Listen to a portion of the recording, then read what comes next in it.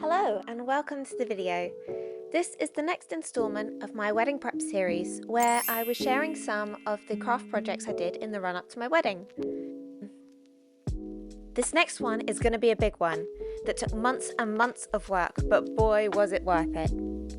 Before I found my wedding dress, I knew that I wanted to work with my mum's veil, worn at my parents' wedding in the 80s and my aunt before her.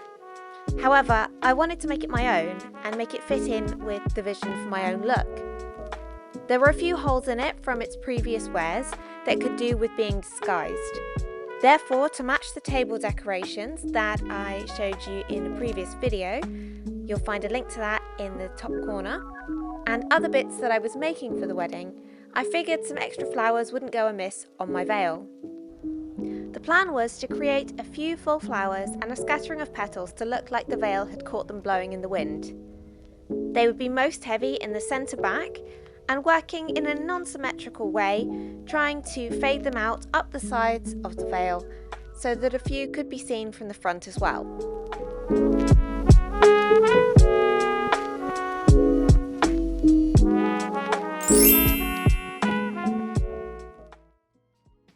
Once I had made a few, I began to lay them out to see how they were coming along and how many more would be needed. With them in place like this, I felt like they looked a little bit too random on such a large veil and might benefit from some grounding. Therefore, I cut some ribbon strips of the organdy fabric too, which I intended to make into stems to give some body to the flowers. When they were placed flat, the strips looked a bit ugly, so I started to twist them, which gave them a bit more of an elegant shape. Using many pins, I then positioned them around the edge to help to join up the flowers and petals together.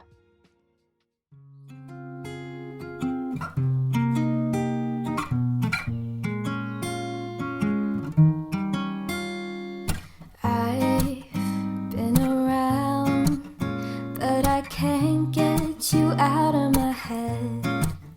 Try to stray, try to forget, but the thoughts, they seem to drown me instead. I've always wondered what it takes to fill this empty void inside, but now I've realized you were what I needed this whole time. I've been around, no one else has got me feeling this way. Every minute, every hour I spend is on you every single day. Once we felt like we had everything pinned in place, it was time to start stitching. We worked on the whole project at my mum's house, as I hadn't told my fiance what we were working on, so we were trying to keep it a secret. We were using a single strand of off-white thread, which was pretty subtle against the flowers and the veil itself, using shallow stitches to try and keep everything hidden on the reverse.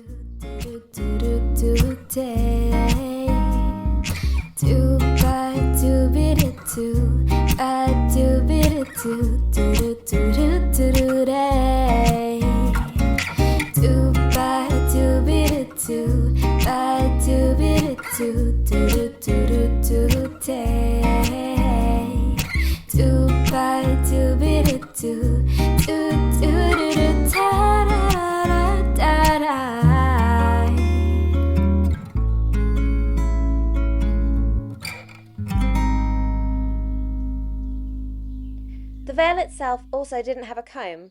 My mum and aunt both pinned it directly into their hair, but for mine I figured a comb would be much easier, so I picked up one of these lovely satin-wrapped combs from Etsy, the link to which you'll find in the description below. With the majority of the flowers in place, I found the centre and gathered it in an attempt to make sure it was as even as possible. Using lots of pins to keep everything in place, I started stitching it from the centre out to one side and then back from the centre to the other side.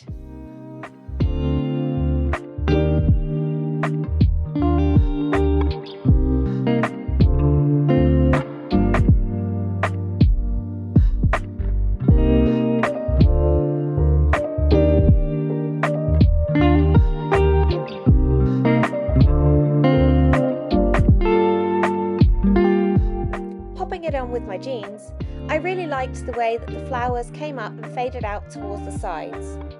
The back falls really well with the flowers adding a little bit of weight to the veil, helping it to keep its shape along with the wired edge. However, up the sides from the front, as it ripples, you can see the underside of the flowers, which I didn't love. So we started to put more flowers or leaves on the underside of the elements that were already there, so that there would be something to see from all angles on both sides. This does involve creating shallower stitches and being particularly careful with the placement of the stitches so that they don't distract from the element itself.